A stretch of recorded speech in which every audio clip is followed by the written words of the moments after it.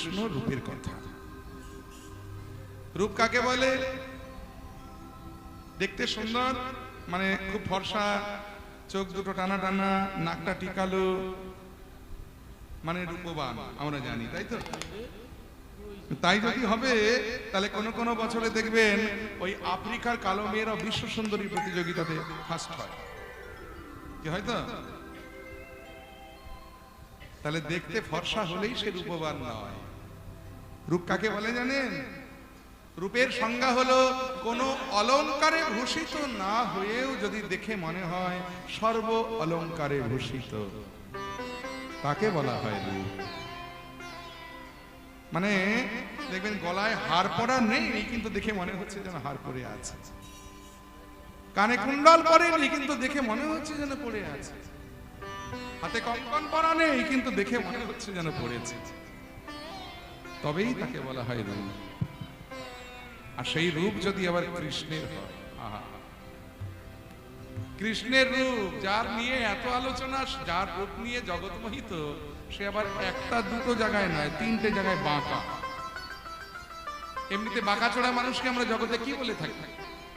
দেখবেন যাদের অঙ্গ বাঁকা চোড়া তাদের কি বলি? বিকলাঙ্গ বা হ্যান্ডিক্যাপ, তাই তো?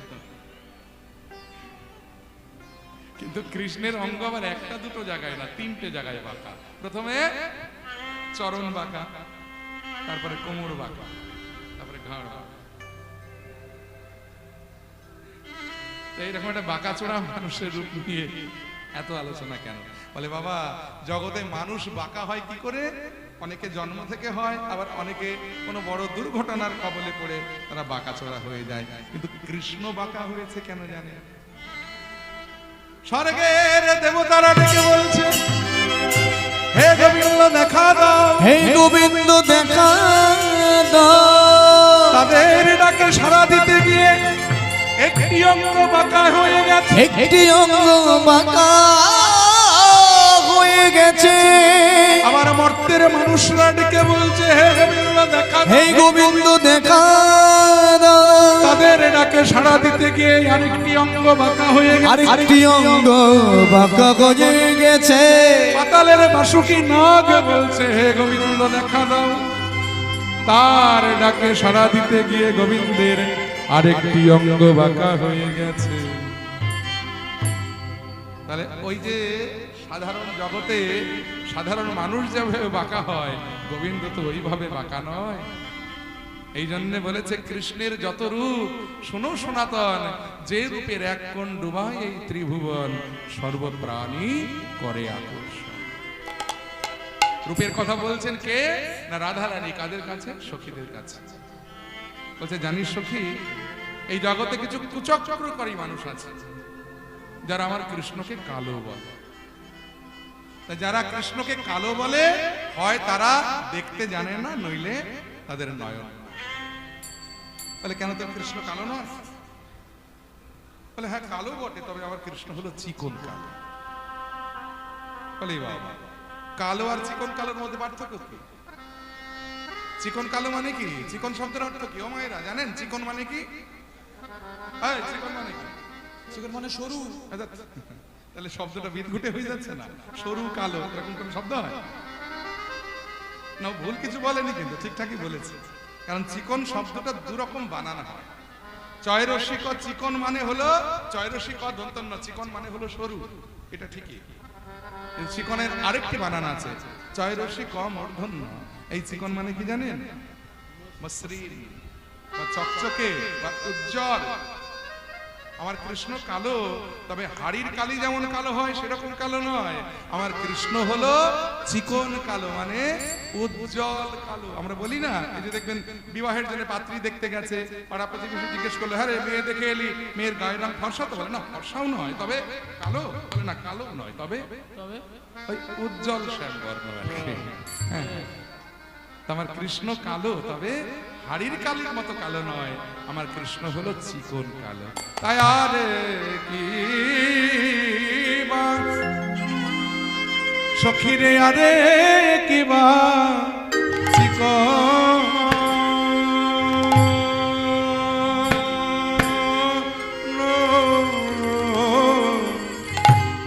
কা আ আ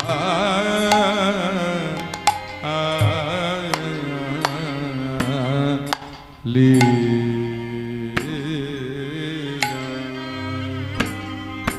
চিকন কালিয়া রূপ শরীরে আমার মরমে লেগেছে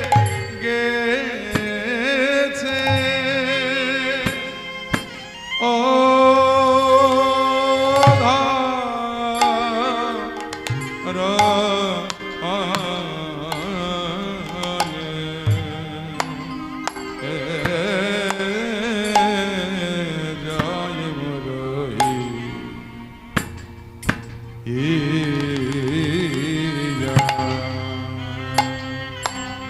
আহামরি রে আরে আরে কিবা চিকো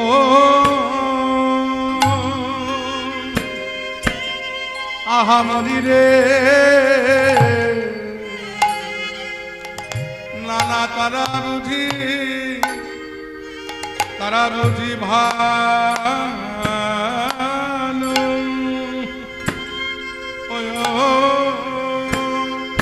তারা বুঝি ভালো করে দেখে না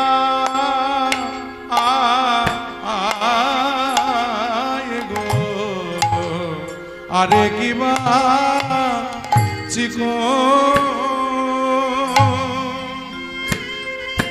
আহামরি রে বলি যারা কৃষ্ণ কৃষ্ণ কালো বলে পরম সখী রে নানা তারা বুঝি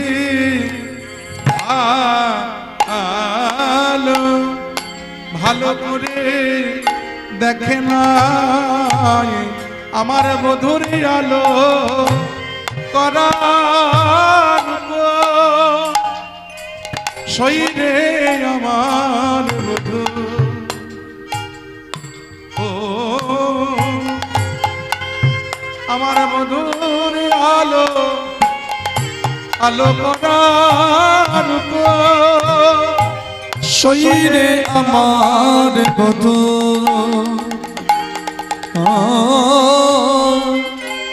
বধূর আলো আলো করার শরীরে আমার বধূ বধূর আলো আলো করার শরীরে আমার বধূ ও বধূর আলো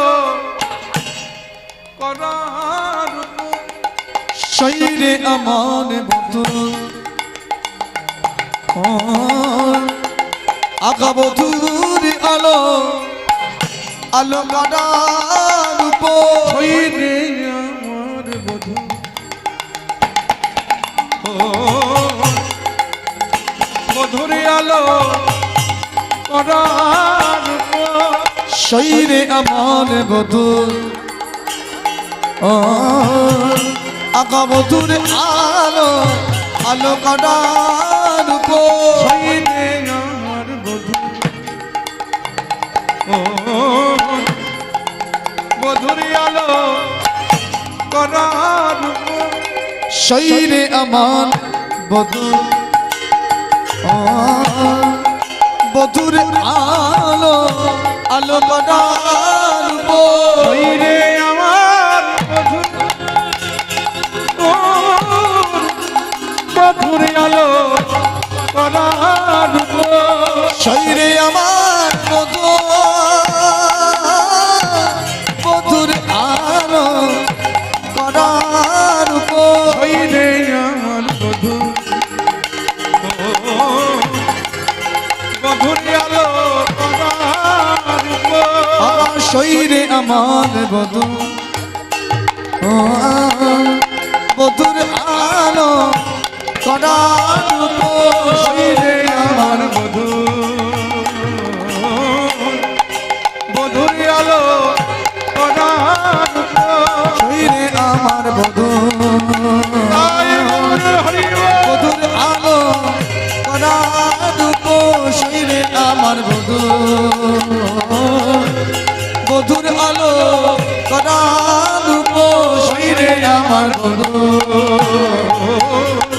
মধুর আলো আলো করার আহা মরম সখী রে নানা তারা বুঝি ভালো ভালো করে দেখে নাই আরে কিবা চিকন কালিয়া রূপ মরমে লেগেছে সই ধরনে না যাই মরহিয়া কত চাঁদ এই দেখ না কত চাঁদ নিগারিয়া মুখানি মাঝে আছে গো কত চাঁদ নিগারিয়া মুখানি মাঝিয়াছে গো কত চাঁদ নিগারিয়া চাঁদ নিগারিয়া চাঁদের সুধা দিয়া কত চাঁদ নিগারিয়া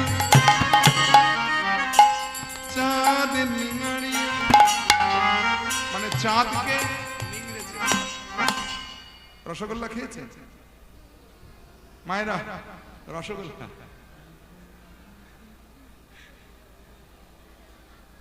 আমি বিয়ে বাড়িতে খাওয়ার কথা বলছি, আমি ওই বাড়িতে বা দোকানে কিনে খাওয়ার কথা বলছি না, বিয়ে বাড়িতে রসগোল্লা খাওয়ার কথা বলছি। দেখবেন কারণ বিয়ে বাড়িতে অনেক কিছু খাওয়া দাওয়ার পরে শেষ আইটেমটা রসগোল্লা, তখন আর রসগোল্লায় প্রেম থাকে না। বেশিরভাগ মেয়েদের বেলায় মায়েদের বেলায় দেখা যায় একটা আহা আবার দিলে মানে যদি আর একটা দিয়ে দেয় রসগোল্লা চিপে তার রস বার করে ছৌড়া খায়। তাহলে রসগোল্লাকে নিংড়ালে কি বার হয়? কি বার হয়? রস। এই রসগোল্লার মতো করে যদি গগনের চাঁদকে ধরে নিংড়ানো যায় তাহলে কি বার হয় জানেন? সুধা বা অমৃত। এখনকার দিনে চাঁদ নিয়ে অনেক বৈজ্ঞানিক ব্যাখ্যা আছে বা ভৌগোলিক ব্যাখ্যা আছে। আমরা জানি চাঁদ একটা উপগ্রহ, নিজের কোনো আলো নেই, সূর্যের থেকে আলো ধার করে পৃথিবীকে আলো দান করে, পৃথিবীর চারিপাশে চাঁদ ঘুরছে ঘোরে, এগুলো আমরা জানি, এগুলো পরে পরে জেনেছি। কিন্তু আজ থেকে 500 বছর আগে মানে যখন এই পদাবলী রচনা হয়েছে, এই যে আস্তে আমার দোকানের সঙ্গে কম্পিটিশন লাগিয়েছে, ভাবো আমি দোকান দিয়েছি, ও আবার সেখানে এসে কম্পিটিশন করছে আস্তে আস্তে। তাহলে আজ থেকে 500 বছর আগে মানে ধরুন যখন এই পদাবলী রচনা হয়েছে তখন কিন্তু চাঁদ নিয়ে বৈজ্ঞানিক বা ভৌগোলিক ব্যাখ্যা ছিল না। তখন চাঁদকে বলা হতো, কবির ভাষায় চাঁদকে বলা হতো অমৃতের পিণ্ড। কারণ চাঁদের একটা নাম দেখবেন সুধাকর। তাহলে সুধাকরকে যদি সন্ধি বিচ্ছেদ করা যায় কি দাঁড়ালো? সুধা যুক্ত আকর। সুধা মানে হলো অমৃত, আকর মানে হলো বাসস্থান, মানে যেথায় অমৃত বাস করে, অমৃত থাকে, তাকে বলা হয় সুধাকর। তাহলে চাঁদের নাম যদি সুধাকর হবে তাহলে চাঁদে সুধা আছে, আর চাঁদকে নিংড়ালে কি বার হবে? সুধা অমৃত।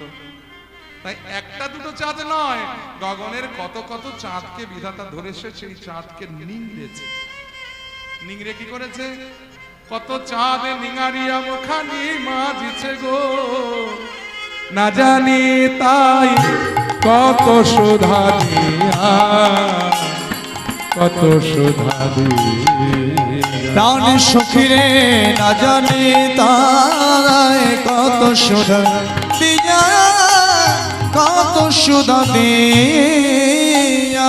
সখীরে না জানি নির্মাণ করেছে, না জানি নির্মাণ করেছে, ওই না জানি কত চাঁদের সুধা দিয়া, না জানি কত চাঁদের সুধা দিয়া, না জানি কত চাঁদের সুধা দিয়া, না জানি কি কত চাঁদে সুধা দিয়া, না জানে কত চাঁদে সুধা দিয়া, না জানে কত চাঁদে সুধা দিয়া, না জানে কত চাঁদে সুধা দিয়া, না জানে কত চাঁদে সুধা দিয়া, না জানি তাই কত সুধা দিয়া, আগা কত সুধা দিয়া।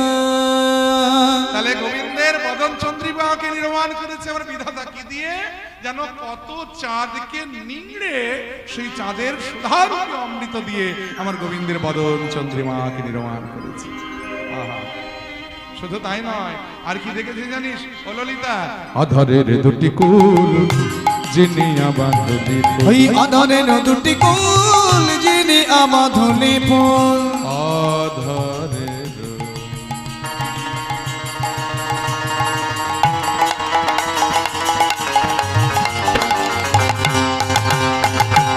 অধরের দুটি কুল জিনিয়া বাঁধলি ফুল। অধরের দুটি কুল যিনি আমাধুলি ফুল। জিনিয়া বাঁধলি ফুল। যিনি আমাধুলি ফুল। জিনিয়া বাঁধলি ফুল। যিনি আমাধুলি ফুল। মায়েরা কুল চেনেন? কুল চেনেন? কুল চেনো? কত রকম কুল চেনো? নারকেল কুল, টক কুল, আবার হাইব্রিড কুল বেরিয়েছে বাজারে। এই কুল আর ওই কুল কিন্তু এক নয়। কয় রসুকাল্ল কুল, কুল মানে হলো গাছের কুল। আবার কয় দীর্ঘকাল্ল কুল, কুল মানে হলো নদীর কুল। আর একটা কুল আছে, সেই কুল মানে হলো বংশ গৌরব বা বংশ মর্যাদা। বলে না তোর কুল কি, বলি না আমরা কোন কুলের, কাদের কুলের বউ গো তুমি, কাদের কুলের বউ, আছে না? তাহলে এই কুলটা বানানো কিন্তু কয় রসুকাল্লা কুল, অর্থাৎ গাছের কুল বানানো যায়। এই বংশ গৌরব বা বংশ মর্যাদা যে কুল, এই কুল বানানো কিন্তু তাই। কি হলো রে বাবা? হ্যাঁ, কি হয়েছে ও মায়েরা? কি হলো? কথাবার্তা কেন না তো?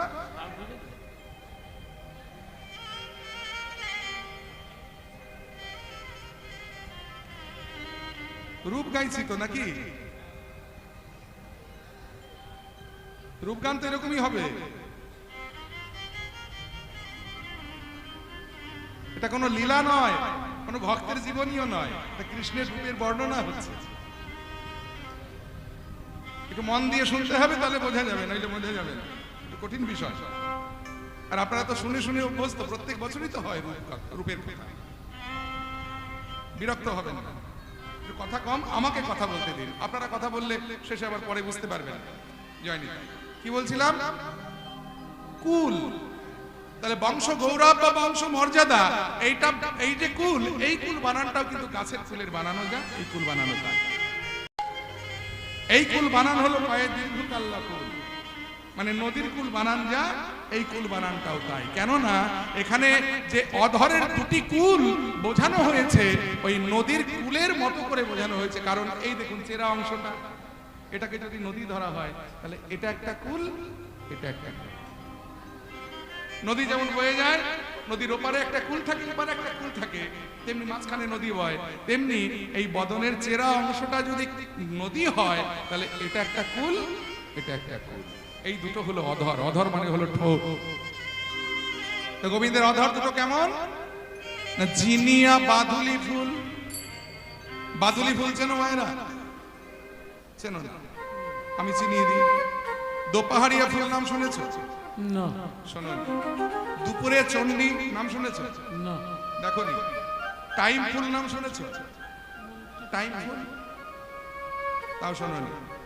একটা নির্দিষ্ট সময়ে ফোটে, ঠিক বেলা 10টা থেকে 11টার মধ্যে ফুলটা ফোটে। ঘড়ির মতো দেখতে হয়, ছোট ছোট সুন্দর গোলাপি রং, খুব সুন্দর দেখতে। মনে হয় যেন বিধাতা তার সর্বসৌন্দর্য ঢেলে দিয়েছে ওই ফুলের মধ্যে। এইটাকে বলা হয় বাঁধুলি ফুল। আমার গোবিন্দের ঠোঁট তো নয়, যেন দুটো বাঁধুলি ফুল ফুটে আছে, জিনিয়া বাঁধুলি ফুল। তাতে আবার কি হয়েছে? হাসি খানি তাহাতে মেশায় গো, হাসি খানি তাহাতে মেশায় গো, হাসি খানি তাহাতে মেশায়, হাসি খানি তাহাতে মেশায়। যেন নবীন মেঘের করে বিজুরি প্রকাশ করে, নবীন মেঘের করে বিজুরি প্রকাশ করে, নবীন মেঘের করে বিজুরি প্রকাশ করে, নবীন মেঘের করে বিজুরি প্রকাশ করে। আবার ব্যাখ্যা, কি সুন্দর কথা। আহা, গোবিন্দের ঠোঁট দুটো কেমন যেন জিনিয়া বাঁধুলি ফুল। আর অঙ্গকান্তিটা কেমন না মেঘের মতো, কালো মেঘের মতো। আকাশে যখন কালো মেঘ হয়, সেই কালো মেঘে যদি বিদ্যুৎ চমকায় সেটা দেখতে কেমন লাগে, তেমনি আমার গোবিন্দের কালো মেঘ যুক্ত বরণের সঙ্গে ওই বাদুলি ফুলযুক্ত অধরে এক ঝলক হাসি দেখে মনে হলো যেন মেঘের কোলে বিদ্যুৎ খেলা করে গেল। আর তাই দেখে কি করলাম আমি, জাতিকুল মজা এলো তাই গো, জাতিকুল মজা এলো তাই, জাতিকুল মজা এলো তাই গো, জাতিকুল মজা এলো তাই। আমার কিছুই বাকি রইল না রে, কিছুই বাকি রইল না রে, কিছুই বাকি রইল না রে, কিছুই বাকি রইল না রে। আমার জাতি গেল আরে কুল গেল, আমার কিছুই বাকি রইল না রে, জাতি গেল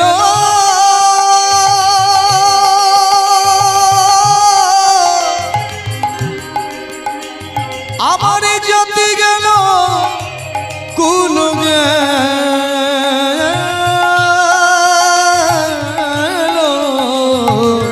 কিছুই বাকি রইল না রে। আমার জাতি গেল সখী রে, আমার কুল গেল, আর কিছুই বাকি রইল না রে। আমার জাতি গেল সখী রে,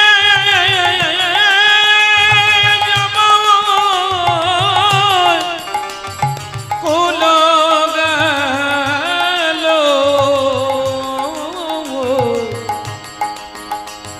কিছুই বাকি রইল না রে। আমার জাতি গেল আবার কুল গেল, আমার জাতি গেল কুল গেল। ললিতা, ললিতা, ললিতা, আজকের বিকেলের কথাটা বলি শোন। প্রত্যেকদিন বিকেল বেলায় আমি পেতলের কলসি নিয়ে যমুনায় জল ভরতে যেতাম, কিন্তু আজকে আমি সোনার কলসি নিয়ে গিয়েছিলাম। আমি তো রাজার মেয়ে, রাজবাড়ির মেয়ে। আমাকে বিয়ে দেবার সময় আমার বাবা বিশ্বভানু রাজা আমায় একটা সোনার কলসি যৌতুক দিয়েছিল। আমার শাশুড়ি ননদিনী জটিলা কুটিলা যত্ন করে উপরে তুলে রেখেছি। কতবার চেয়েছি, দাও না গো, বাপের বাড়ি থেকে এনেছি। একটা দিন তো শখ করে যে ওই কলসিটা করে জল আনবো, কিন্তু কোনোদিন দেয়নি জানিস। আজকে অনেক চেয়েছি, ওই সোনার কলসিটা নিয়ে যমুনায় গেলাম। আর যেমনই ওই সোনার কলসিটা আমি যমুনার জলে ডুবালাম, অমনি নয়ন গেল আমার কদম বলে। দেখি দাঁড়ায় আছে চিকন কালা, আর জল ভরা আমার হলো না। কখন যেন সোনার কলসিটা আমার হাত থেকে যমুনার জলে ভেসে গেল। আমি খালি হাতে ঘরে ফিরে এলাম। আমার শাশুড়ি ননদিনী জটিলা কুটিলা আমার দুপাশে দাঁড়িয়ে ঝগড়া করতে লাগলো যে পোড়াবো কি বউ, বাপের বাড়ি থেকে একটা সোনার কলসি এনেছিলে, কত যত্ন করে উপরে তুলে রেখেছিলাম, আর আজকে চেয়ে চিনতে নিয়ে গেলে আর কলসিটা যমুনায় ভাসিয়ে গেলে, তোমার লজ্জা করে না? সখী রে, আমার জটিলা কুটিলা তো জানে না আমি আমার সোনার কলসি ভাসিয়ে এসেছি বটে, কিন্তু আমি যে আমার নয়ন কুম্ভ দূরবর্তী ঘরে এসেছি। কৃষ্ণ রূপ সাগরে ডুবিয়ে আমি যতটুকু পেরেছি এই নয়ন কুম্ভ ভরে ঘরে এসেছি। তাই ওই সোনার কলসিটা যখন আমার হাত থেকে যমুনার জলে ভেসে গেল, ওই কলসিটার পানে চেয়ে চেয়ে আমার মনে হলো কলসিটার সাথে সাথে আমার জাতি গেল কুলো গেল জাতি গেল কুলো গেল সখী রে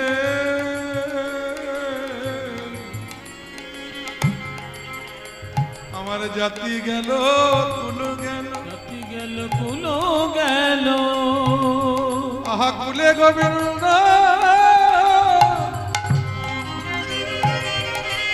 মিলে না বলে সখী রে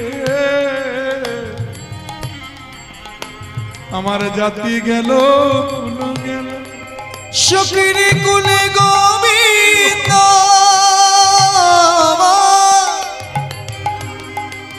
প্রাণে সখীরে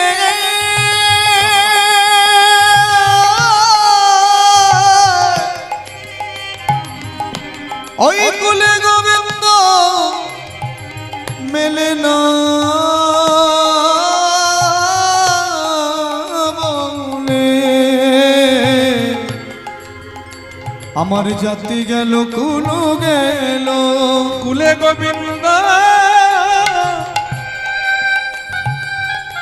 মিলে না বলে আমার জাতি গেল কুলো গেল সখী কুলে গোবিন্দ মিলে না বলে জাতি গেল কুলো গেল ওই কুলে গোবিন্দ মিলে না বলে তারে আকুল হয়ে না ওই কুলে গোবিন্দ মেলে না বলে হয়ে না ডাকি ওই কুলে গোবিন্দ মেলে না বলে হয়ে না ডাকি ওই কুলে গোবিন্দ মেলে না বলে জাতি গেল কুলো গেল এই জাতি কুল মজা গেল তাই গো কুল মজা গেল তাই ওই জাতি কুলে মারা এলো তাই গো জাতি কুলে মারা এলো তাই গুরু যুগ সন্ধান যেন কামের কামানবান ভোর যুগ সন্তান যেন কামের কামানো বলো ললিতার সজনীর সজনীর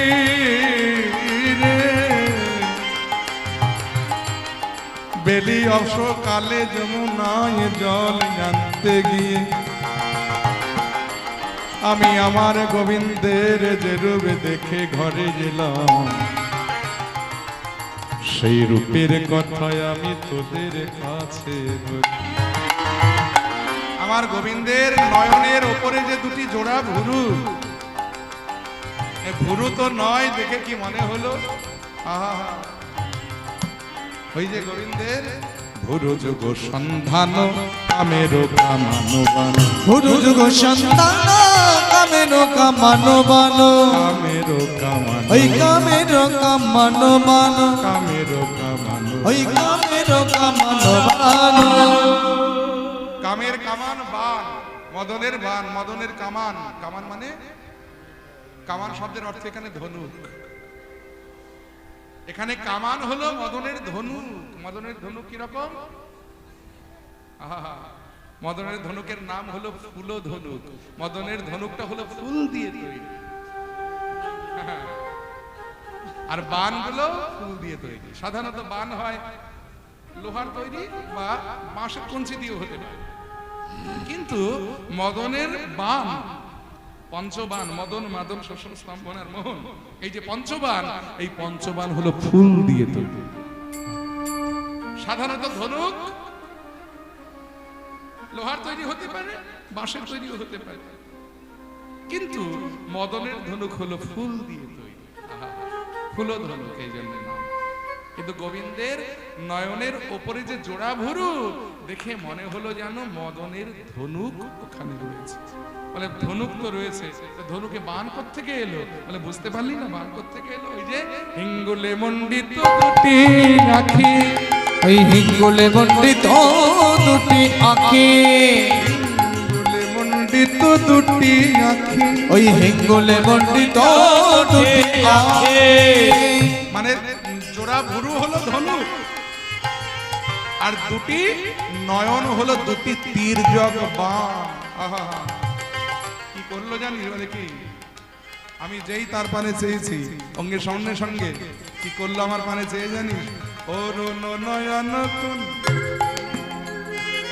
চাইয়া ছিল আমা পানে, অরুণ নয়ন করে চাইয়া ছিল আমা পানে, অরুণ নয়ন কোন চাইয়া ছিল আমা পানে, অরুণ নয়ন করে চাইয়া ছিল জামা পানে, চাইয়া ছিল আমা পানে, চাইয়া ছিল আমা পানে, চাইয়া ছিল আমা পানে, চাইয়া ছিল জামা পানে। সেই হইতে শ্যামরূপ দেখি গো, সেই হইতে শ্যামরূপ দেখি।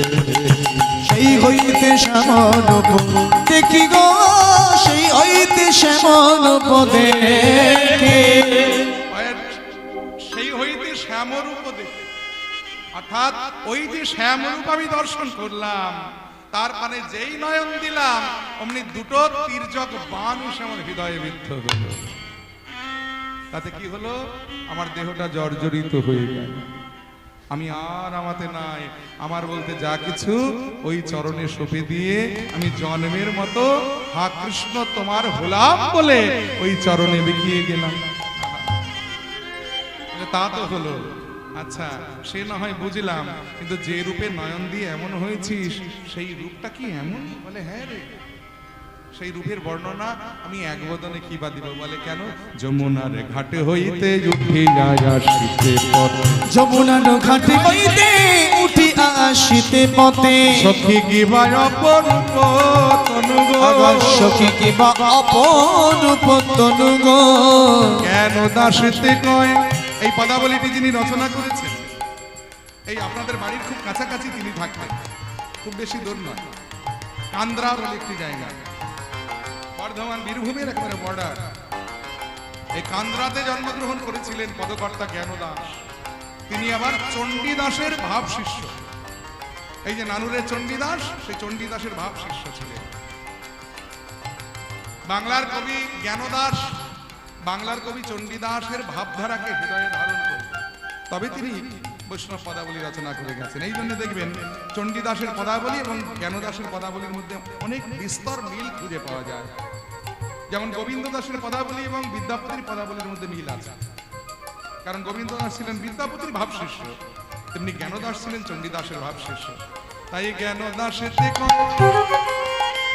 চণ্ডীদাসের চরণ শরণ নিয়ে জ্ঞানদাসেতে কয় শুধুই সে সুধাময়, জ্ঞানদাসেতে কয় শুধুই সে সুধাময়, শুধুই সে ওই সুধাময়, শুধুই সে সুধাময়, আর কিছু নয়, আর কিছু নয়, শুধুই সে সুধাময়, আর কিছু নয়, আর কিছু নয়, শুধুই সে সুধাময়, আর কিছু নয়, আর কিছু নয়। বলে শুধুই সে সুধাময়, মানে যার সর্ব অঙ্গটা সুধা দিয়ে তৈরি, তার কোন অঙ্গ রেখে কোন অঙ্গের বর্ণনা দেব? সে ক্ষীরের পুতুলের মতো আর কি। এরকম বড় বড় মেলাতে দেখবেন বড় বড় খাবারের দোকান বসে না, অনেক বড় বড় মেলায় বড় বড় খাবারের দোকান বসে। তো এরকম এক মেলাতে এক খাবারের দোকানে ময়রা ক্ষীর দিয়ে দুটো পুতুল বানিয়েছে, একটা বর আর একটা বউ, বানিয়ে শোকেসে সাজিয়ে রেখেছে। দেখ মা তার দুটো ছোট ছোট ছেলে মেয়ে নিয়ে মেলা দেখতে গেছে। ঘুরতে ঘুরতে ঘুরতে ঘুরতে দোকানের সামনে যে এসে দাঁড়িয়েছে, ওই ক্ষীরের পুতুল দুটো দেখে ছেলে মেয়ে দুজন মায়ের আঁচল টেনে ধরেছে। ও মা, মা ওই পুতুল দুটো কিনে দাও না। একেবারে এত বায়না করেছে যে মা কিনে দিতে বাধ্য হয়েছে। পুতুল পেয়ে ভাই বোনের কি আনন্দ, আনন্দে নাচতে নাচতে বাড়িতে ফিরে এসে দুই ভাই বোন সেই পুতুল নিয়ে খেলায় বসেছে। পুতুল খেলা খেলতে খেলতে অনেকক্ষণ পরে বোনটা বলছে, দাদা, বলে হ্যাঁ বল, বলে অনেক তো খেলাধুলা হলো, এবার খাবি না পুতুল দুটোকে?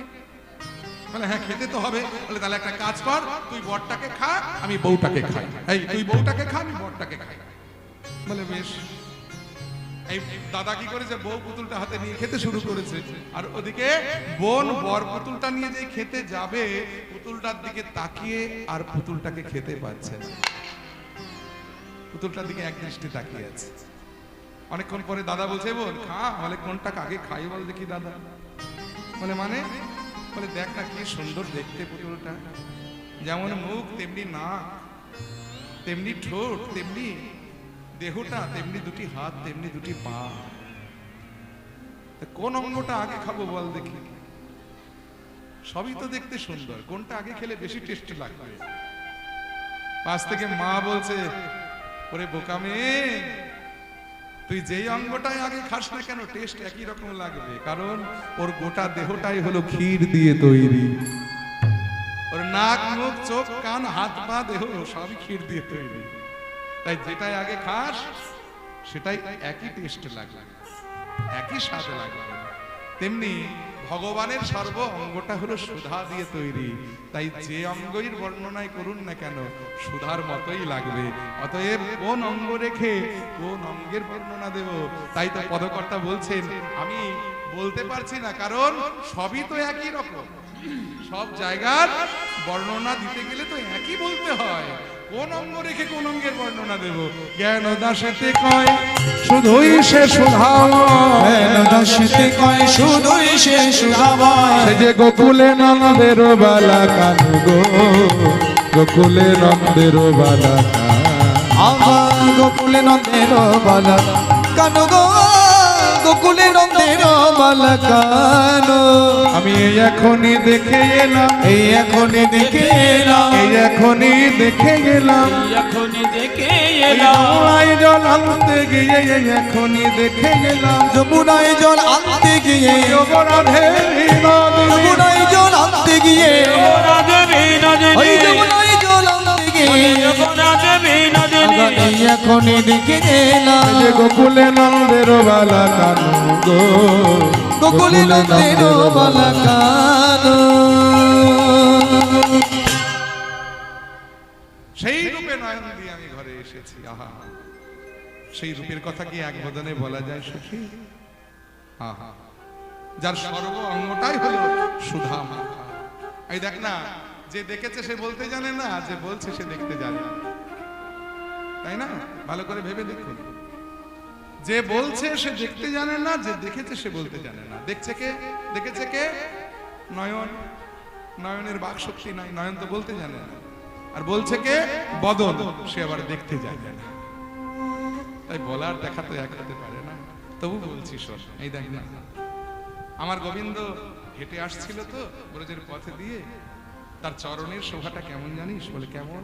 এই দেখ না, দেখলাম রনিত চরণে রনিত মণি মন্দির, অরুণিত চরণে রণিত মণি মঞ্জির, অরুণিত চরণে রনিত মণি মঞ্জির, অরুণিত চরণে রণিত মণি মঞ্জির, আধো আধো পদ চল নিরসাল, আধ আধ পদ চলনি রসাল, আধো আধো পদ চল নিরসাল, আধ আধ পদ চলনি রসাল, আধো আধো পদ চল নিরসাল, আধ আধ পদ চলনি রসাল, আধো আধো পদ চল নিরসাল, আধ আধ পদ চলনি রসাল। অরুণিত চরণে রনিত মণি মঞ্জির। আহা, অরুণিত চরণ।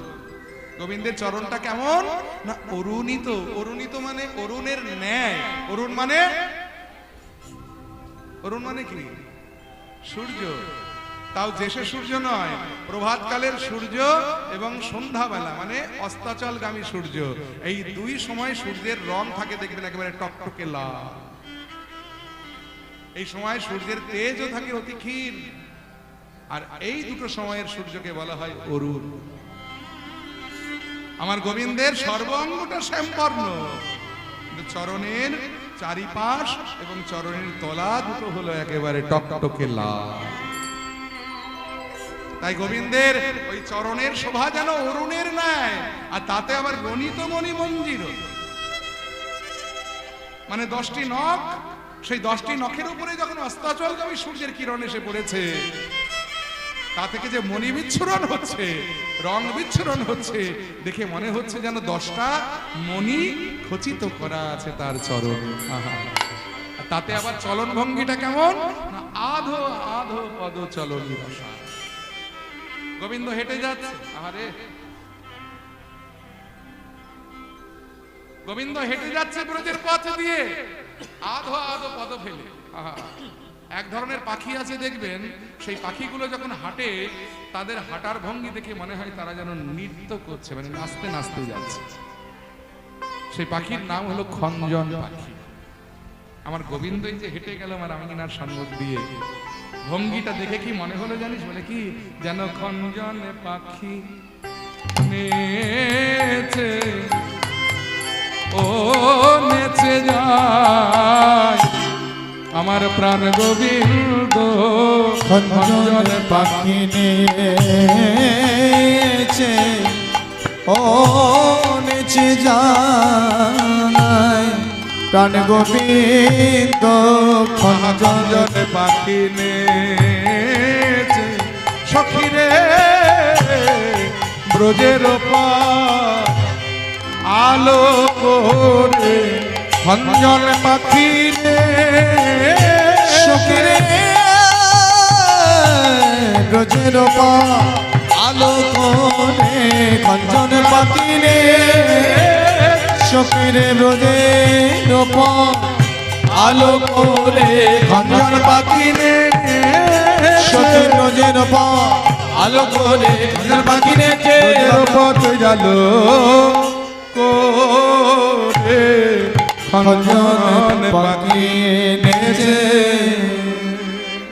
গোবিন্দ হাঁটতে হাঁটতে যাচ্ছে তো, তার হাঁটার ভঙ্গি দেখে মনে হচ্ছে যেন খঞ্জন পাখির মতো নাচতে নাচতে গোবিন্দ আমার আঙিনার সম্মুখ দিয়ে গেল। আহা!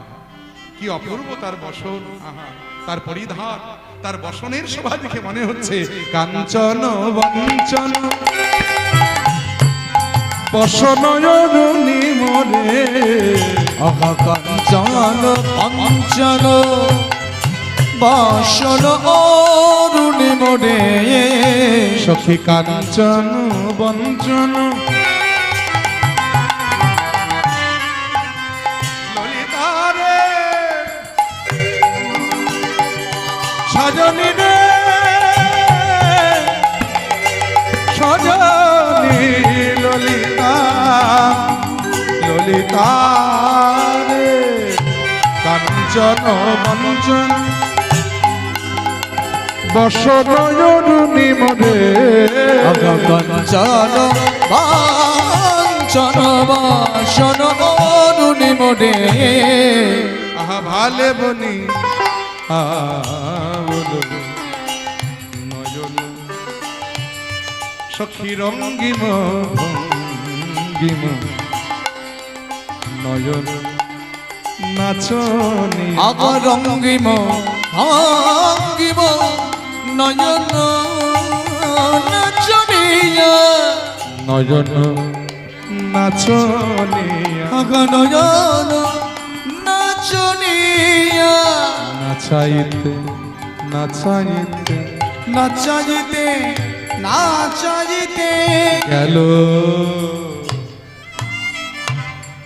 নয়ন নাচাইতে নাচাইতে, নয়নে নাচাইতে নাচাইতে, সখী আমা পানে চাইতে চাইতে নাচাইতে নাচাইতে, আগা আমা পানে চাইতে চাইতে নাচাইতে নাচাইতে, গেল আমা পানে চাইতে চাইতে নয়নে নাচাইতে নাচাইতে, গেল আমা পানে চাইতে চাইতে নাচাইতে নাচাইতে, আরে অঙ্গ হি অঙ্গ অনঙ্গ তরঙ্গি মোরে, অঙ্গ কি অঙ্গ অনঙ্গ তরঙ্গি মোড়ে, সখী অঙ্গ হি অঙ্গ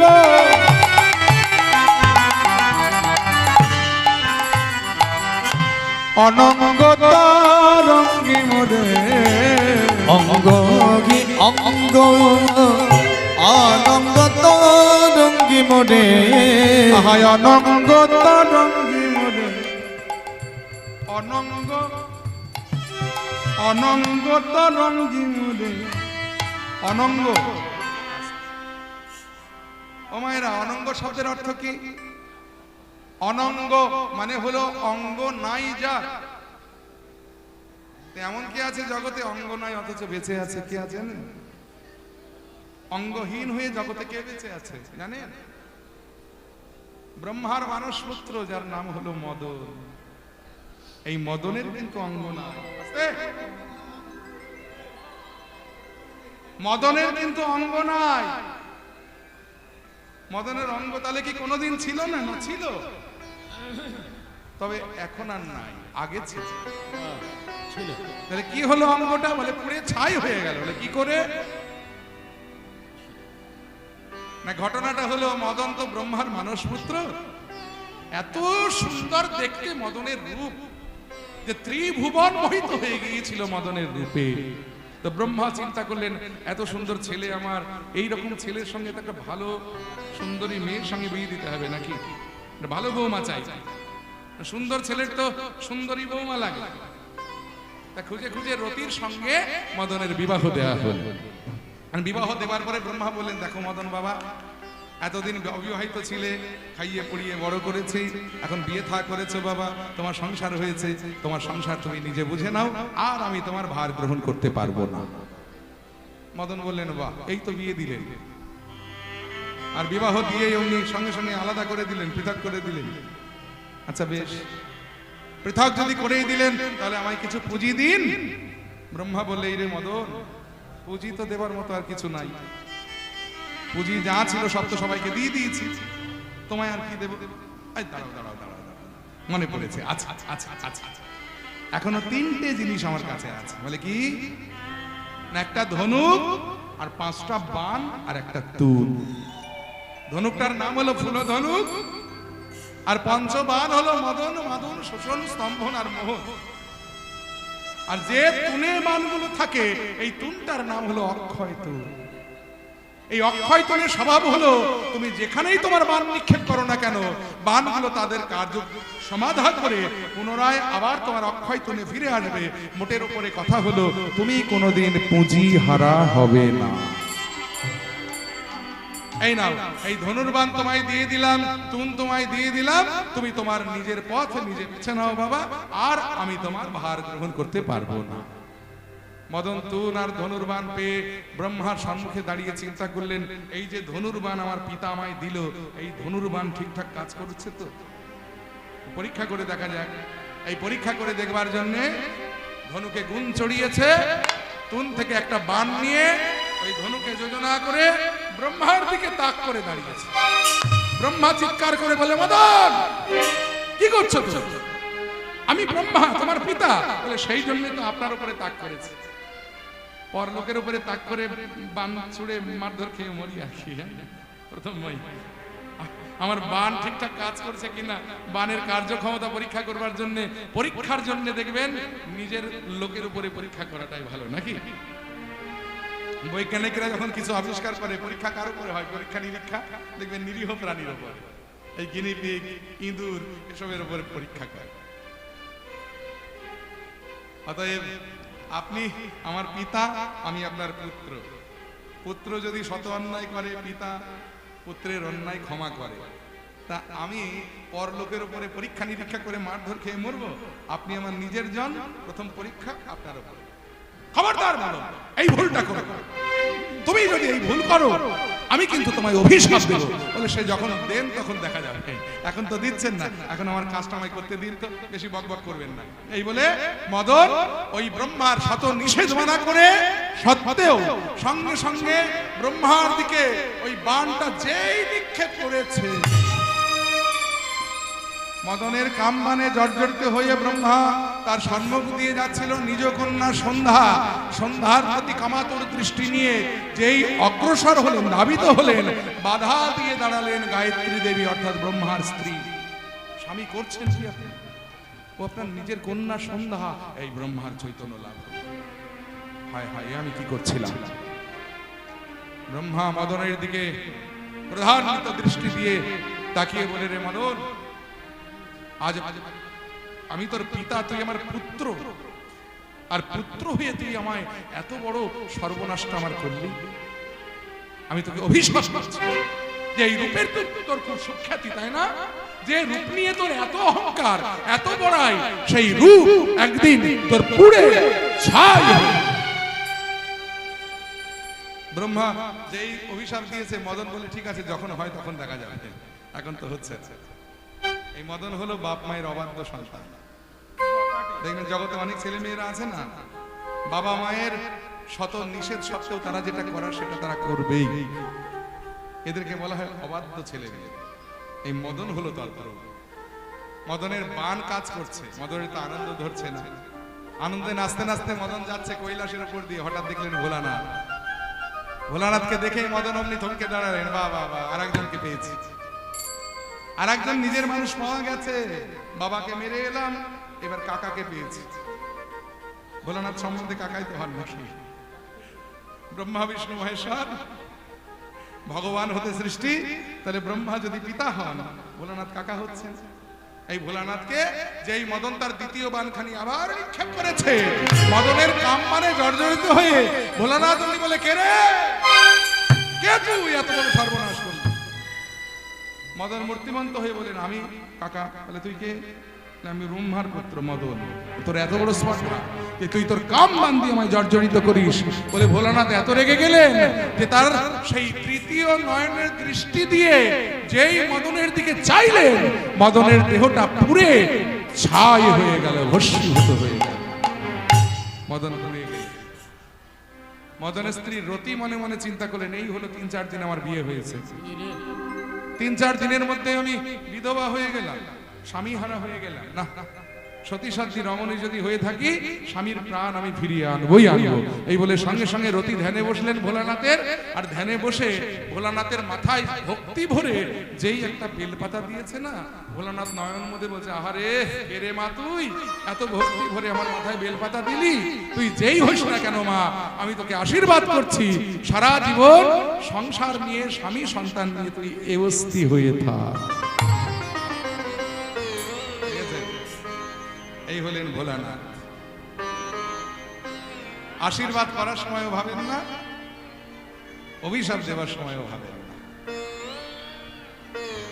কাকে আশীর্বাদ করছেন আর কাকে অভিশাপ করছেন, ভোলানাথের এত ভাবার সময় নেই বলেই তিনি ভোলানাথ, তিনি ভোলে বাবা। এই মনে নেই বর্ষাসুরের কথা? বর্ষাসুর ভোলানাথের ধ্যান করে বর চেয়ে নিয়েছিলেন না? বলে, কি বর চাও বৎস? বলে, আমি যার মাথায় হাত দেবো সে যেন ভস্ম হয়ে যায়। বলে, বেশ, তথাস্তু, আমার বরে তোমার মনোবাসনা পূর্ণ হোক। আর যেই বর্ষাসুরকে বর দিয়ে দিয়েছেন, বর্ষাসুর বলছে, দাঁড়ান প্রভু। বলে, কি হলো? বলে, আমি আপনার মাথায় হাত রাখবো। বলে, কেন? বলে, আপনি আশীর্বাদ করলেন, সেটা ফলছে কিনা পরীক্ষা করবো না? তাই বলে আমার মাথায় হাত দিয়ে? বলে, না, আপনি দিয়েছেন বর, আপনার বর আপনার উপরে প্রয়োগ করবো। এই বলে ভোলানাথ ভয়ে দৌড়চ্ছে, আর বর্ষাসুর পেছন পেছন দৌড়চ্ছে। ভোলানাথ ভয় পেয়ে দৌড়তে দৌড়তে বৈকুণ্ঠে নারায়ণের শ্রীচরণে, প্রভু রক্ষা করো। বলে, কি হলো? বলে, বর্ষাসুর আসছে। বলে, কেন? আমি আশীর্বাদ করেছি। বলে, কি? তার আশীর্বাদ হলো সে যার মাথায় হাত রাখবে সেই ভস্ম হয়ে যাবে। আর আমার বরে বলিয়ান হয়ে বর্ষাসুর আমার মাথায় হাত রেখে আমাকে ভস্ম করতে আসছে। ভগবান বললে, ভোলানাথ, এই জন্যই তুমি ভোলে বাবা। তুমি একবার ভাববে তো যে কাকে তুমি বর দিচ্ছ। দান যদি অপাত্রে করো তাহলে তো এই অবস্থা হবে। অপাত্রে কখনো দান করতে না, দান পাত্রে দিতে হয়। অপাত্রে দিলেই সে দান কোনো কাজে লাগে না। এই দেখেছো, তুমি বর্ষাসুরকে বরদান করেছো, অথচ তোমার বরে বলিয়ান হয়ে বর্ষাসুর তোমায় ভস্ম করতে আসছে। আরে বুঝে সুঝে বর দেবে তো নাকি? ভগবান বললে, ভোলানাথ বলে, তাহলে এখন উপায়? বলে, দাঁড়াও দেখছি, আমি যখন বিপদ ভঞ্জন, উপায় তো আমায় করতেই হবে। এই বলে ভগবান বিষ্ণু ওই ভোলানাথের এই ভস্মাসুরের সম্মুখে গিয়ে দাঁড়ালেন। এই দাঁড়া, কি হয়েছে? কি হয়েছে? এত হত্যদত্ত হয়ে কোথায় ছুটছিস? বলে, ভোলানাথকে ধরতে যাচ্ছি। বলে, কেন? বলে, সে আমায় বর দিয়েছে, আমি যাহার মাথায় হাত রাখবো সে ভস্ম হয়ে যাবে। বলে, তাতে কি হয়েছে? বলে, পরীক্ষা করতে হবে না? পরীক্ষা করার জন্য ভোলানাথের মাথায় হাত রাখবো, দেখবো সে যদি ভস্য হয় তাহলে বুঝবো যে হ্যাঁ তার বর ঠিকঠাক আছে। বলে ওরে পাগল, পরীক্ষা করবার জন্য ভোলানাথের মাথায় হাত দেওয়ার দরকার কি আছে, তোর নিজের মাথা থাকতে। বর্ষা শুরু হবে, তাই তো আমার তো নিজের মাথায় রয়েছে। এই বলে সঙ্গে সঙ্গে যেই নিজের মাথায় হাত রেখেছে, সঙ্গে সঙ্গে ভরসাসুর নিজের ওই বলিয়ানে, নিজের বরের বলিয়ানে নিজেই ভস্ম হয়ে গেছে। ভোলানাথ হলে এইরকম ভোলে বাবা, কাকে আশীর্বাদ করছেন আর কাকে অভিশাপ করছেন একবার ভাবেন না। আশীর্বাদ দেওয়ার দরকার দিয়ে দিচ্ছেন, অভিশাপ দেওয়ার দরকার দিয়ে দিচ্ছেন। এক্ষুনি মদনকে পুড়িয়ে ছাই করেছে আর মদনের বউকে আশীর্বাদ করলেন, তুই সারা জীবন স্বামী সংসার নিয়ে অস্থি হয়ে থাক। পাশে থেকে গৌরী দেবী বলছে, স্বামী করলেন কি? বলে কি করেছি? বলে কাকে আশীর্বাদ করলেন? বলে কাকে? বলে মদনের স্ত্রীও। একটু আগে যাকে পুড়িয়ে ছাই করেছেন ও তার স্ত্রী, মদনের স্ত্রী রতি। বলে সর্বনাশ, এখন কি হবে? এই রতিকে ডেকে বলে, শোনো রতি, আশীর্বাদ যখন তোমায় করে দিলাম সে তো তোমার ফলবেই, তবে তোমার স্বামীর প্রাণ আমি তোমায় ফিরিয়ে দিচ্ছি, দেহটা কিন্তু আমি ফিরিয়ে দিতে পারবো না। কারণ দেহটা তো পুড়িয়ে ছাই করে দিয়েছি, ওটা ফিরিয়ে দেওয়া আমার পক্ষে সম্ভব নয়, কিন্তু তার প্রাণটা আমি তোমায় ফিরিয়ে দিলাম। আজ থেকে দেহহীন হয়ে, অঙ্গহীন হয়ে শুধু প্রাণ নিয়ে জগতে বেঁচে থাকবে। তোমার সামনে ছাড়া আর কারো সামনেও মূর্তিমন্ত হবে না। সেই থেকে মদনের যেহেতু অঙ্গ নাই, তাই সেই থেকে মদনের এক নাম হয়েছে অনঙ্গ। মদনের আরেকটি নাম আছে, হলো অতনু। তনুহীন বলে, তনু মানে অঙ্গ, তনুহীন বলে তার এক নাম হলো অতনু। তাহলে দেখেছেন, নামটা বুঝে সুঝে, এই যে আমরা ছেলে মেয়েদের নাম রাখি না, অতনু তো কত ছেলের নাম আছে, বাবা মা হয়তো জানেই না যে অতনু কার নাম, না জেনেই রেখে দেয় নাম। নামের মহিমাটা আগে জানার দরকার আছে। যে নামটা রাখছি সেই নামটা আমি কার নাম রাখছি, কি নাম রাখছি, নামের অর্থ কি, এটা না জেনে অনেকেই নাম রেখে দেয়, কিন্তু সেই নাম রাখলে হিতে বিপরীত হয়ে যেতে পারে। এখন ছেলের নাম ধরুন রেখেছেন পাপাই, অনেকে রাখে না ছেলের নাম পাপাই। ছেলে বন্ধুদের সঙ্গে খেলা করছে, মা ডাকছে পাপাই পাপাই,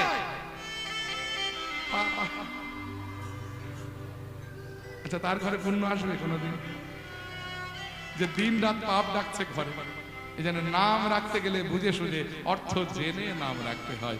বিনা অর্থে নাম রাখলে কিন্তু এই সমস্যা হয়ে যেতে পারে। হরে কৃষ্ণ। তা যাই হোক, তাহলে এই হলো ভোলে বাবা, এই হলো ভোলেনাথ। তাই মদনের এক নাম হলো অনঙ্গ। আমার গোবিন্দ আমার আঙিনার সম্মুখ দিয়ে হেঁটে যাচ্ছে, তার অঙ্গের ভঙ্গিটা কেমন যেন অরঙ্গ তরঙ্গিম, মানে অনঙ্গ মানে মদন, মদনের প্রেম, মদনের কাম যেন তার অঙ্গে ঢেউ খেলে যাচ্ছে। হরি বল হরি বল।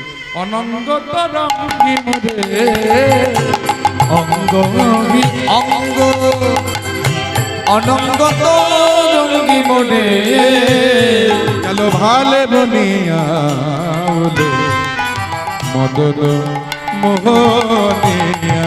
আলে বনি আলো মদন মগনিয়া, যেন মদনের মন মোহন কইলে, আগা মদনের মন মগন কইলে, আমার মদন মোহ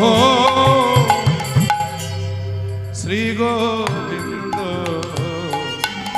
মদনের মন মোহন কইলে, আমার মদন মগন শ্রী গোবিন্দ, মদনের মন মগন কইলে।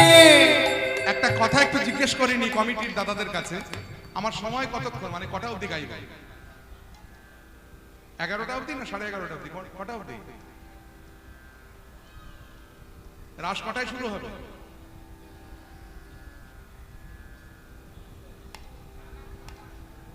একটু বলে দিন আমায়। হ্যাঁ, ভালে বনিয়া বলো মদন মোহনিয়া। ভালে বনি আলো মদন মগনিয়া, মদন মোহনিয়া, মদন মগনিয়া, যেন মদনের মন মোহন কইলে, মদনের মন মগন কইলে, আমার মদন মোহন শ্রী গোবিন্দ। মদনের মন মোহন কই আমার মদন মোহন সেই গোবিন্দ মদনের মন মোহন কইলে আমার মদন মোহন শ্রী গোবিন্দ। ভগবানের এক নাম হলো মদন মোহন, জানেন তো? কৃষ্ণের এক নাম হলো মদন মোহন, জানেন তো? কেন তার নাম মদন মোহন হয়েছিল? না, মদন যেদিন বৃন্দাবনে যুদ্ধ করতে এসেছিল সেদিন মদন ঢাল তরোয়ালহীন, মানে ধনুকটাও অকেজো হয়ে গেল, বানগুলো গোবিন্দের চরণে গিয়ে আশ্রয় নিল। মদন তো হতবাক একেবারে, ঢাল নেই তরোয়াল নেই, দিরাম সর্দার।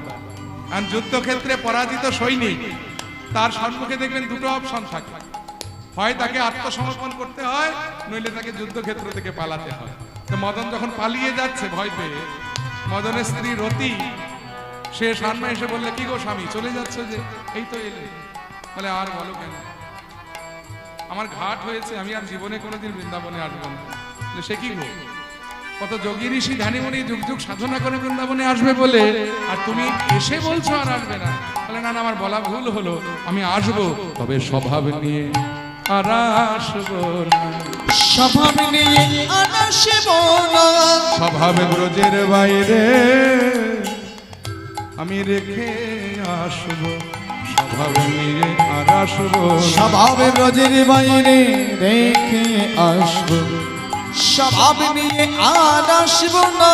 স্বভাবে ব্রজের বাইরে রেখে আসবো, আমি স্বভাবে নিয়ে আর আসবো। স্বভাব ব্রজের বাইরে রেখে আসবো, স্বভাব নিয়ে আর আসবো না।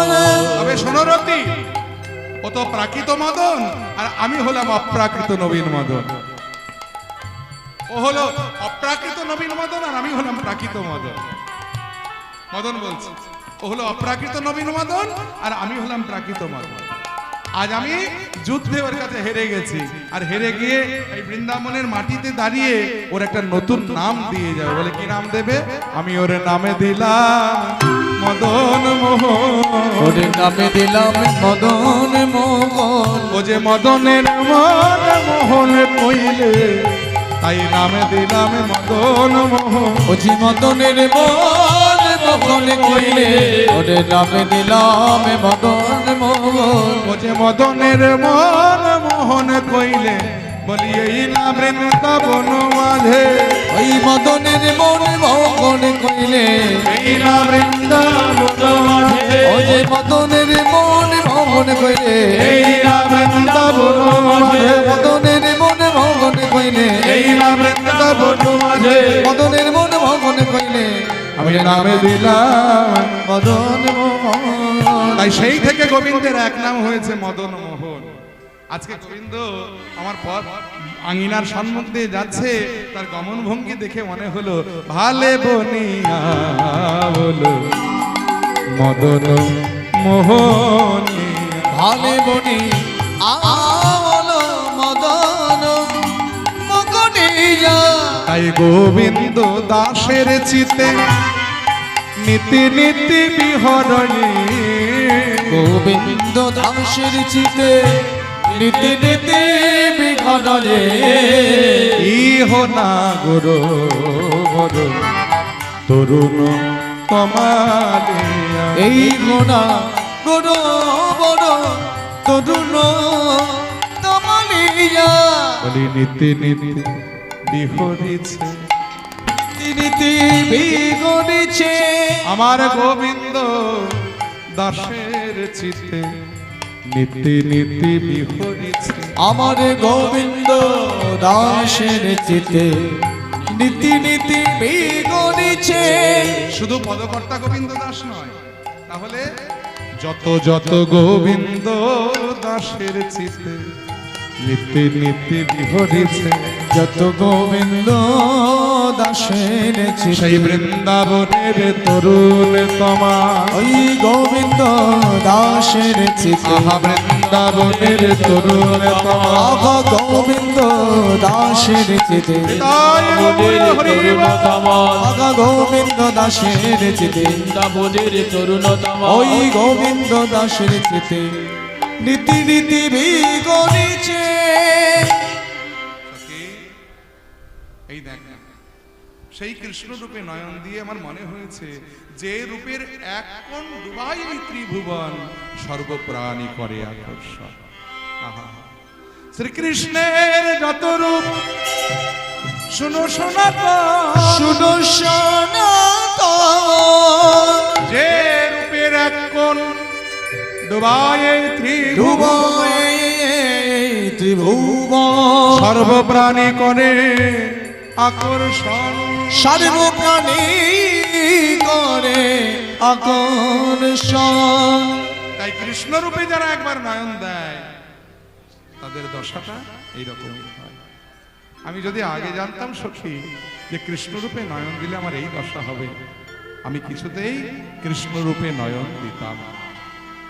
দেখ সখী, মুই তো আগে জানু না, আগে জানু না, আগে জানু না,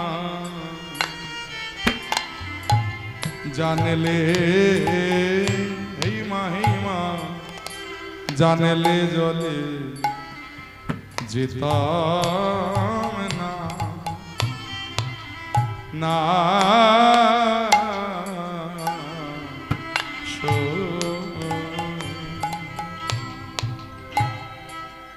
সখীরে আহা মই তো আগে জানু না, আগে জানু না,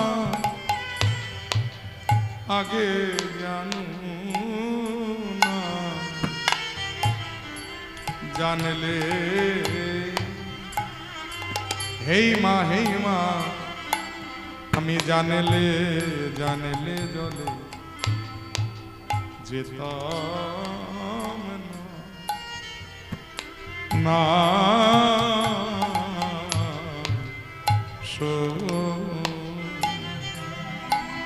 ওই ঘাটে শ্যাম দাঁড়ায়ে আগে জানু, দেখলাম ঘাটে শ্যাম দাঁড়ায়ে, হে মা আগে কি জানি, আহা দেখলাম ঘাটে শ্যাম দাঁড়ায়ে, হে মায়া আগে কি জানি, ঘাটে শ্যাম দাঁড়ায়ে,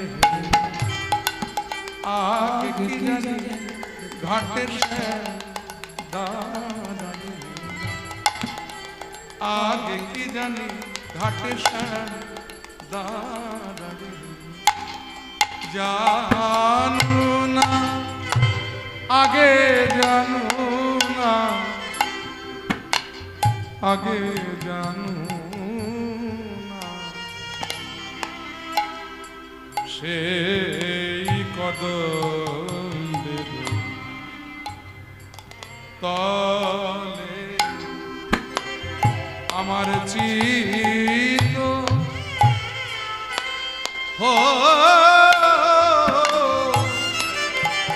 রিয়া নীলে গো কালী জানা গোর চলে হরিয়া নীলে আমার চিত চিত রিয়া নীলে নীলে গো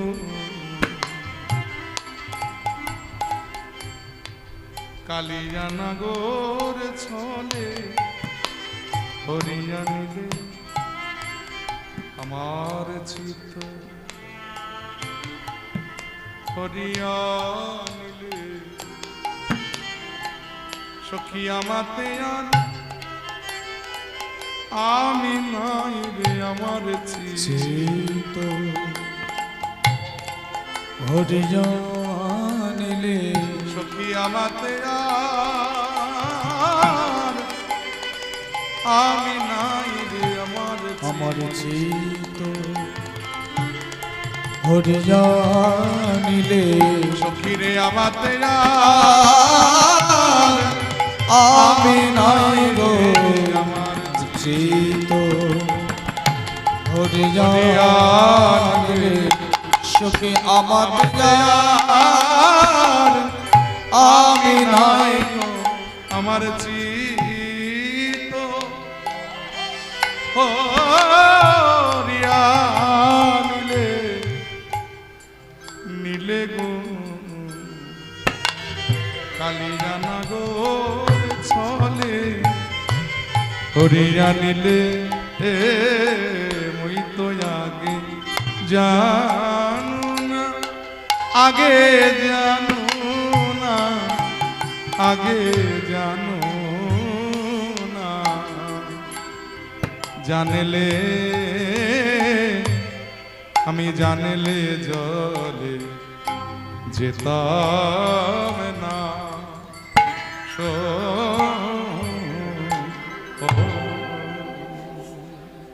তাহলে আমি যদি আগে জানতাম আমি যমুনায় জল আনতে যেতাম না যমুনায় গিয়েছিলাম তাই আমি শ্যামরূপে নয়ন দিয়েছিলাম ওই শ্যামরূপে নয়ন দিয়ে এখন আমার কাঁদতে কাঁদতে জনম হ্যাঁ ওই শ্যাম রূপে নয়ন দিয়ে আমার আখি পাখি দুটো ওই শ্যামের রূপের ছটায় এমন আটকে গেল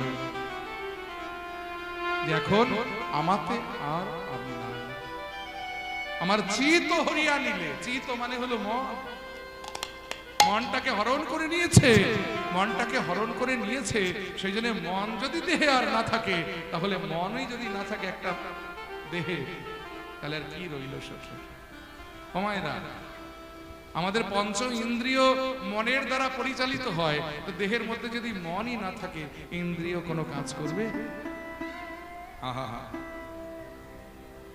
ইন্দ্রিয় কোনো কাজ করে না দেখে তেমনি রাধারানী বলছে সখী আজকাল আমার ইন্দ্রিয় আর কোনো কাজ করে না কারণ মন তো আমার দেহে না আমার চক্ষু বলছে রাধে তুমি জগতের আর কিছু আমায় দেখতে বলো না যদি দেখতে হয় একমাত্র কৃষ্ণ দর্শন করতে পারি আমার কর্ণ বলছে রাধে তুমি জগতের আর কিছু আমায় শুনতে বলো না যদি শুনতে হয় আমি কৃষ্ণ কথা শুনতে পারি আমার নাসিকা বলছে রাধে তুমি জগতের আর গন্ধ আমায় নিতে বলো না আমি যদি নিতে হয় একমাত্র কৃষ্ণ অঙ্গগন্ধ নিতে পারি আমার জিহ্বা বলছে রাধে আমি জগতের আর কিছু গ্রহণ করব না করতে হলে একমাত্র কৃষ্ণ অধরামৃত গ্রহণ করতে পারি আর আমার ত্বক বলছে রাধে আমি কৃষ্ণ অঙ্গ বিনা জগতের আর কিছু স্পর্শ করব না কারণ আমার দেহটা আমার এই ইন্দ্রিয়গণ কৃষ্ণ উন্মুখী হয়ে গেছে কারণ মন তো কৃষ্ণ চরণে সমর্পিত হয়ে গেছে আর মন যদি কৃষ্ণ চরণে সমর্পিত হয়ে যায় ইন্দ্রিয় তো কৃষ্ণ ছাড়া আর কিছু জানবে না ইন্দ্রিয়গণ তখন কৃষ্ণ সেবার জন্য উন্মুখ হয়ে থাকে তাই সখী রূপের সায় রে আখি ডুবিয়া রহিল রূপের শয়নে আখি ডুবিয়া রহিল রূপের সায় রে আখি ডুবিয়া রহিল আবার রূপের শয়নে আখি ডুবিয়া রহিল আর যৌবনের বনে মন হারাইয়া গেল আগা যৌবনের মনে মন হারাইয়া গেল যৌবনের মনে মন হারাইয়া গেল আগা যৌবনের মনে মন হারাইয়া গেল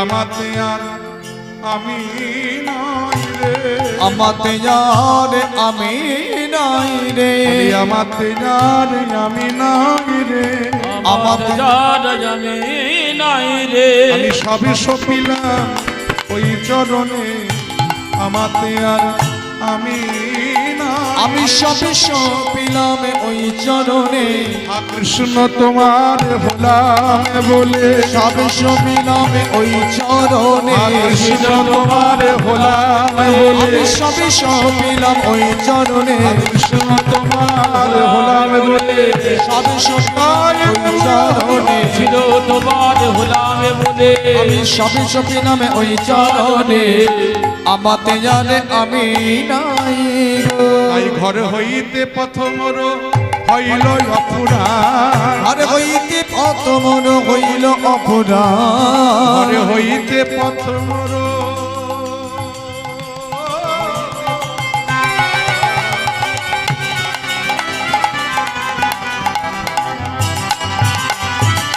ঘর হইতে প্রথম হইল অপুরাণ আরে হইতে প্রথম হইল অপরাধ কি জানি সখীরে আমার কেমন করে প্রাণ কি জানি শিখিরে আমার কেমন করে প্রাণ প্রাণ যে আমার কেমন প্রাণ যে আমার কেমন করে প্রাণ যে আমার কেমন করে যে আমার কেমন করে আরে যে ঘইরে রইতে নারি বলি আরে যে ধৈরাজ ধরতে নারি প্রাণ যে আমার কেমন করে আর যে ধৈর্য ধরতে না রে ওরে আমার মরম আর সখী যে ধৈর্য ধরতে না রে ওরে আমার মরম সখে আর যে ধৈর্য ধরতে না রে প্রাণ যে আমার কেমন করে ঘর হইতে প্রথম হইল অপুরাণ আর হইতে প্রথম হইল অপরাধ কি জানি কেমন করে সখীরে আমার প্রাণ কি জানি কেমন করে সখীরে আমার প্রাণ হইব ঘর হইতে প্রথম হইল অপুরাণ ওই যে যমুনা থেকে বাড়িতে আসবো এইটুকু পথ যেন আমার কিছুতেই আর শেষ হচ্ছে না দিন রাত আমার প্রাণ যেন কেমন করছে আর যে আমাকে আমি না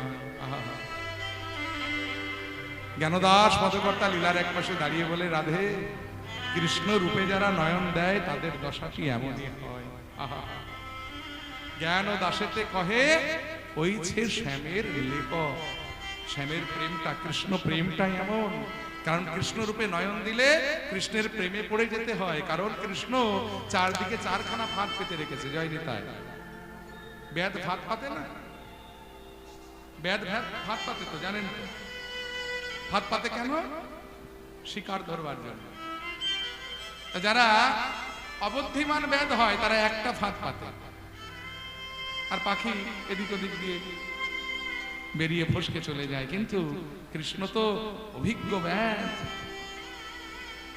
বেদ হলো অভিজ্ঞ কৃষ্ণ হলো কৃষ্ণ যে বেদ তিনি হলেন অভিজ্ঞ বেদ তিনি একটা নয় চারদিকে চারখানা ফাঁদ পেতে রেখেছে কি কি একটা হলো রূপের ফাঁদ আরেকটি হলো গুণের ফাঁদ আরেকটি হলো নামের ফাঁদ আরেকটি হলো প্রেমের ফাঁদ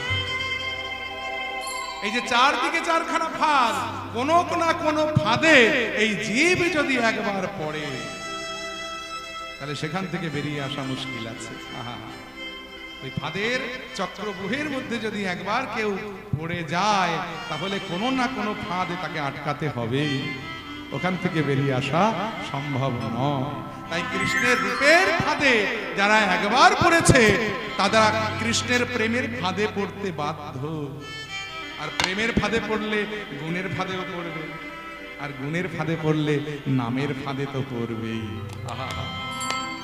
তখন তাদের দশাটা এই রকমই হয় সে কি আর যে ধৈর্য ধরতে পারে আর যে ধৈর্য ধরতে না সে রে কি আর কি ধৈর্য ধরতে আর পারে যে ধৈর্য ধরতে না রে পড়েছে কৃষ্ণের প্রেম ফাঁদে আর কি ধৈর্য ধরতে পড়েছে কৃষ্ণের প্রেমের ফাঁদে আর যে ধৈর্য ধরতে না রে পড়েছে কৃষ্ণ প্রেমের ফাঁদে আর কি ধৈর্য ধরতে পারে পড়েছে কৃষ্ণ প্রেমের ফাঁদে আর জীবন মনন আর হয় যে সুখী কৃষ্ণ প্রেমের ফাঁদে জীবন মনন হয় যে কিবা সুখী পড়েছে কৃষ্ণ প্রেমের ফাঁদে মনন হয় যে কিবা আর যে ধৈর্য ধরতে না রে বল তাই জ্ঞান দাসিতে কহে ওইছে শ্যামের লেহ জ্ঞান দাসেতে কহে ওই সে শ্যামের লেহ তাই সখী আমি আগে জানলে আমি ওই যমুনায় যেতাম না কৃষ্ণ রূপে নয়ন দিতাম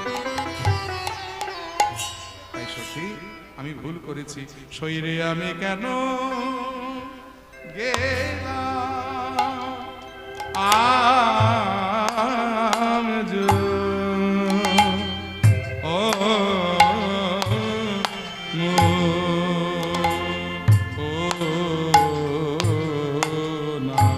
যমুনার জলে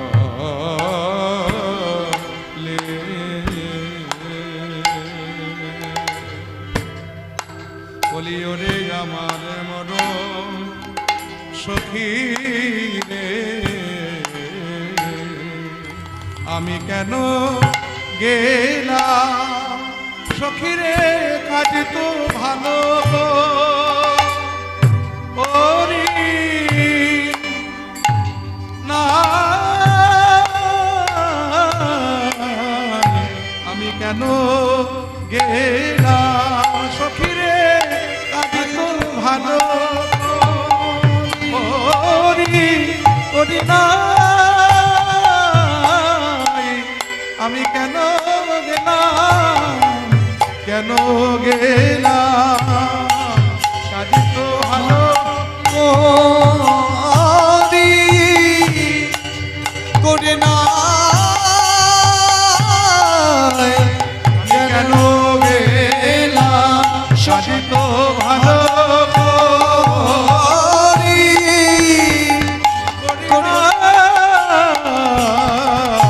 আমি কেন গেলাম ওই কাজ তো ভালো করি করে না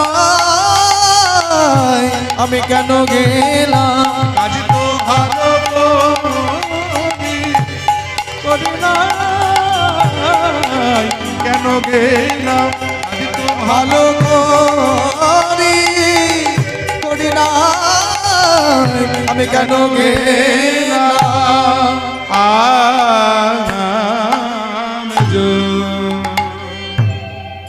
কেন গেলাম যমুনার জলে, দেখলাম নন্দের দুলালো চাঁদ সখীরে পাতিয়া রূপের ফাঁদ আনন্দের দোলালো চাঁদ পাতে যাদো পেরো পদ সখীরে ওই নন্দের দুলালো দুলালো চাঁদ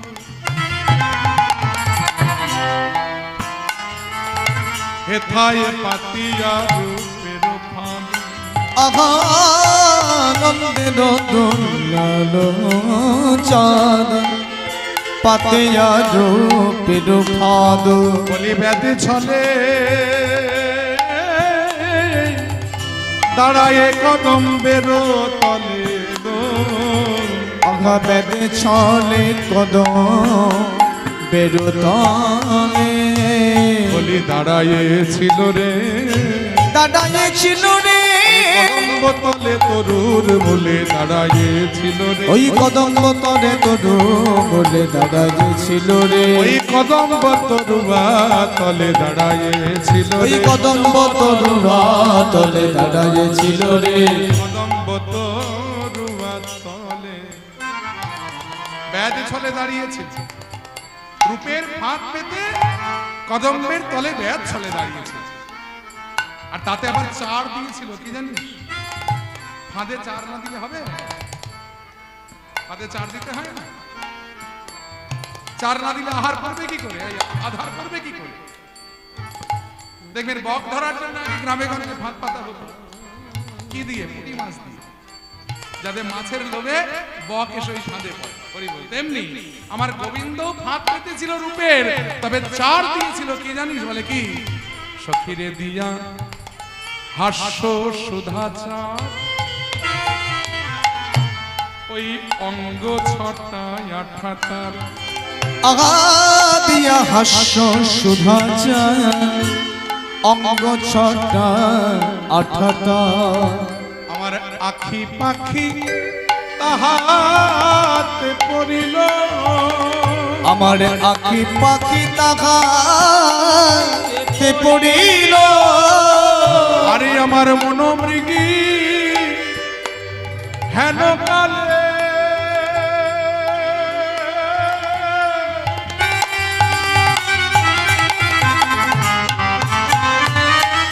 সখীরে পড়িল সেই রূপের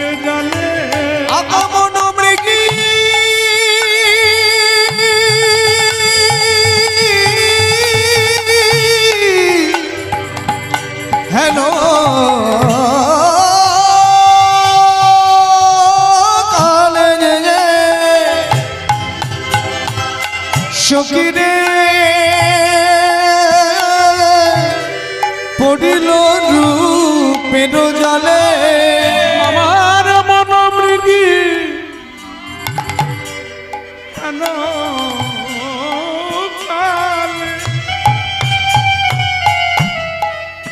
সখিরে পড়িল রূপের জালে আমার মন মৃগী হেন কালে আগা পড়িল রূপের জালে আমার শূন্য দেহ পিঞ্জর রহিল রে আমার শূন্য দেব পিঞ্জরে রহিল আমার লজ্জা ছিল হেমাগা সখীরে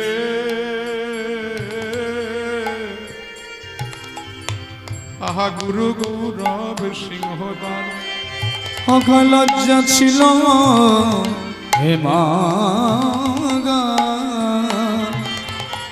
আগা গুডু গৌরব সিংহদান আরে ধর্ম পাট ছিল তাই গো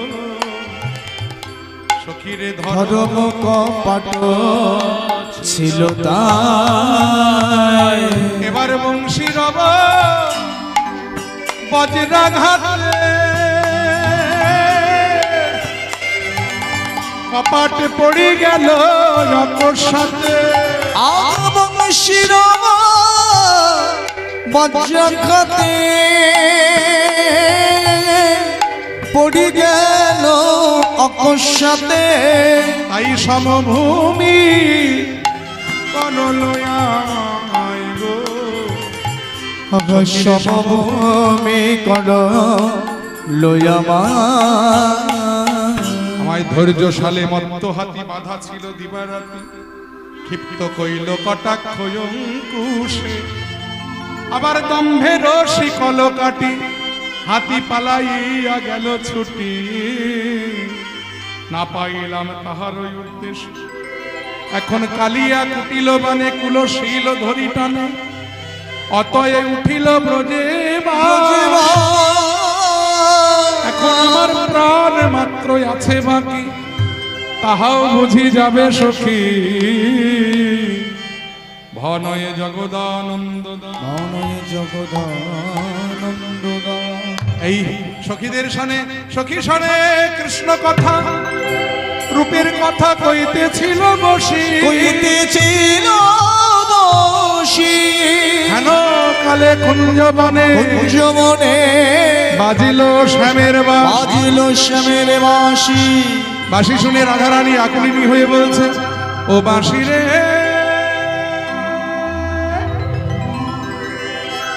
ও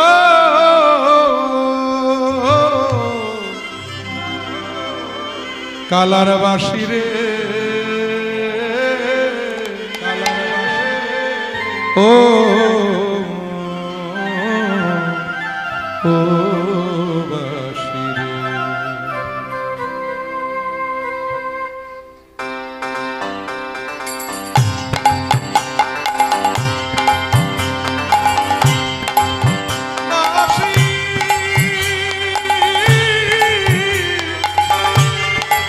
বাজানো জানো না বাঁশি বাজানো জানো না ও বাঁশি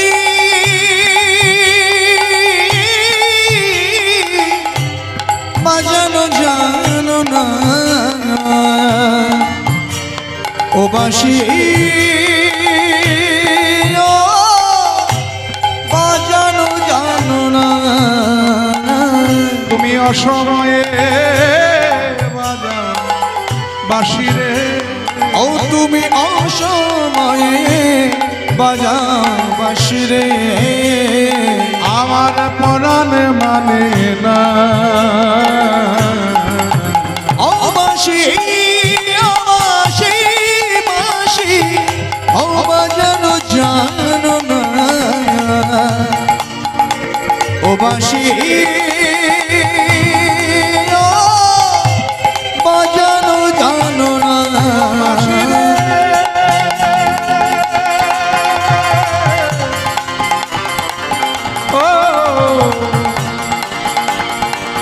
ও কালার বাঁশি ললিত আরে কয় গোরাদে শুনগো ললিতে শোন দেখি কোন কোন যে ডাকছে বাসিতে আর ঘরে রইতে নারী চোখনা বিচার যদুনাথ দাসে কহে করো অভিসার ধ্বনি চলিল রে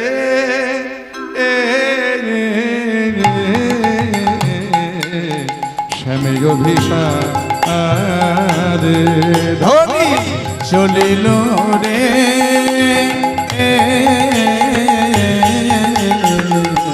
শ্যাম অভিসারে দেখো ঘন গরজিত চিত চমকিত ঘন ঘন জিত চিত চমকিত ভাই যেন প্রিয় চাতকি রে আমার ভাই যেন প্রিয় চাতকি রে শ্যাম অভিসারে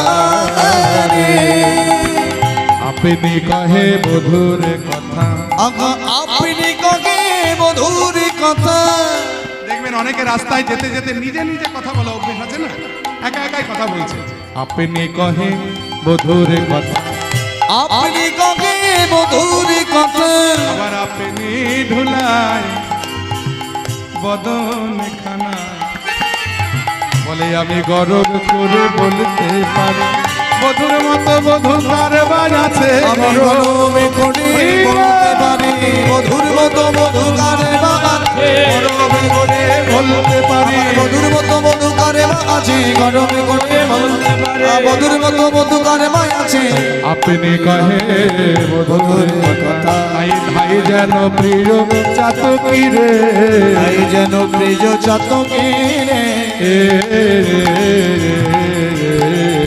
শ্যাম অভিসারে এই বাঁশি শুনে রাধারানী এবার কৃষ্ণের অভিসারে শ্যাম অভিসারে চলেছেন রাস অভিসারে চলেছেন আপনারা পরবর্তী কীর্তনিয়া শ্রীকণ্ঠে শুনুন শ্রী গোবিন্দের সর্বলীলার মুকুটমণি শ্রী শ্রী রাসলীলা আপনারা আস্বাদন করুন জানি তাই লীলা এখানে রাখছি ভুল ত্রুটি রসভাস হলে নিজ সন্তান মনে করে ক্ষমা করবেন।